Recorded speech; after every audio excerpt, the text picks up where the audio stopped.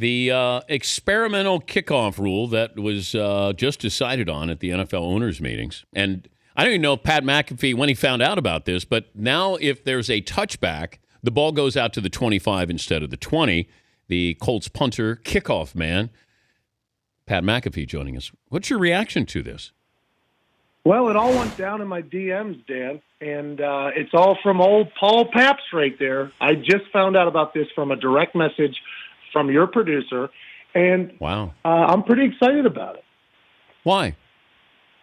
Because for me, as my job is to control field position. That's kind of what a kicker and a punter's job is to do if you kick off and you punt. And I think the touchback numbers are going to go way up right now. And for me, that's good. For a football fan, probably not so much, because guys like Tyler Lockett and for us, we got a guy named Quan Bray who's incredible, probably going to get eliminated a little bit here from the kickoff situation. But do you think that it'll be about touchbacks, or is there any gamesmanship where you're going to try to kick it, place it maybe inside the 10, 7-yard line? Well, I like where your head's at, but stats show that there's only a 1% better chance of scoring from the 25 than from the 20. I think it's like 32 to 31%. Including touchdowns and field goals. So is it worth the risk of putting the ball in one of the most explosive players' hands in the NFL to just get a 1% chance better of them not scoring? I'm not sure. But if you kick the ball 5 yards deep into the end zone, they have to have a 30-yard return instead of just taking a knee to get in the same spot, if that makes sense. So I think touchback numbers are going to go up. I think the guys who are really incredible, like Tyler Lockett, and whoever else pops up this year. I mean, that kid from Texas, wherever, just ran a 4.10. They might let him take some shots, but I think by the end of the season, you're going to see a lot of knee taking because it's just not going to pay off. The roll of the dice is not going to pay off to get the ball outside of 25. But is this one step closer to eliminating kickoffs altogether? I think everybody says that, but it would be such a weird. You got to think football is entertainment.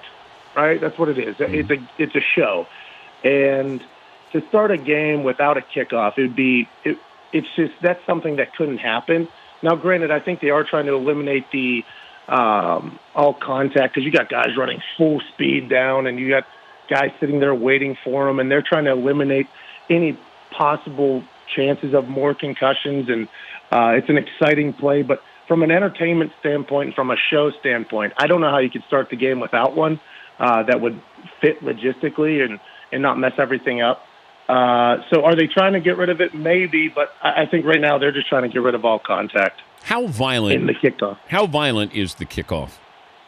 I'll tell you what. So you never really realize it until you're in the NFL. So I kicked off in college, and you watch these guys, like they're pretty freak athletes, the most athletic dudes I've ever worked out with in college, and you see them hit each other, and it's kind of like, wow, these guys are serious. And then when you get into the NFL, you watch there's just 10 car accidents happening right in front of you before the ball was moved to the 35. Every kickoff, it just looked like somebody was dying. It was because you got guys that are trying to feed their family, trying to put a roof over their head, and this is how they're going to make it. And for the top 25 guys on a roster, they're offense and defensive guys. They're in the swing of things, but for the bottom half of the roster, man, everybody's trying to make it on special teams. And if you sell out and make a big hit and make a big play on kickoff or on punt, you're going to feed your family. You're going to get a good living, and that's what you work for your entire life. And but not anymore.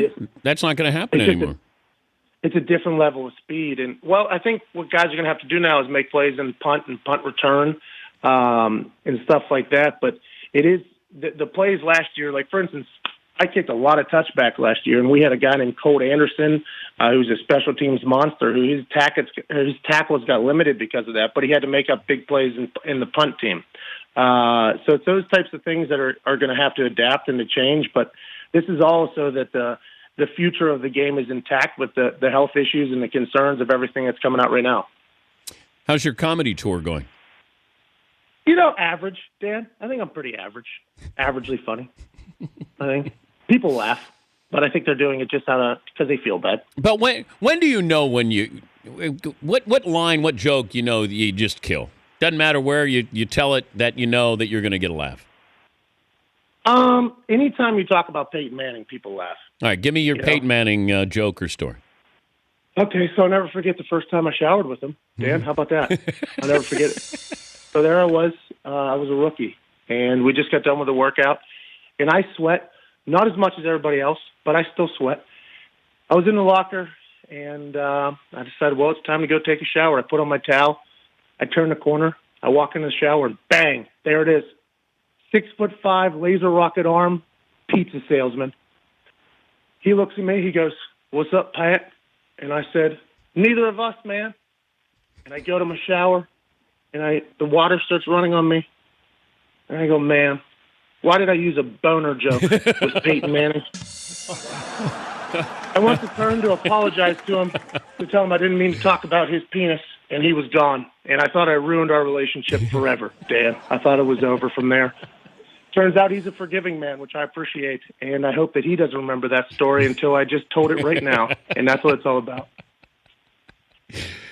That's my life, Dan. Really. Yep. A bunch of awkward moments connected to be in the NFL. And here I am now talking to the one, the only Dan Patrick on NBC Sports Network and the Audience Network. What a life this is. Hopefully we never shower together, Pat. You know what? I'm kind of hoping we do. I'm pretty good at it. I'm pretty good at showering with grown men nowadays. You know, eyes up is the rule, right, Dan? Eyes up in the shower, in a public shower. Eyes up, eyes up. But what happens when it starts looking at you, Dan? That's the question. We got some monsters in the NFL. You know what I mean? Did you guys ever clog the drains in the shower and then slide up and down the showers? We did this in high school. I don't think so, Dan. Okay, never mind. I don't think. Never. You know, it was one comment too many.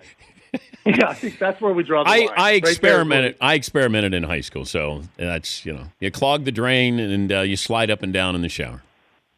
Well, it was a different era then, It was a different era. Nowadays, we're not trying to slide around anymore, Dan. We're just trying to get cleansed and get the hell out of there. All right, you know what I mean? All right. Hey, great to hear from you, and enjoy the rest of the off season.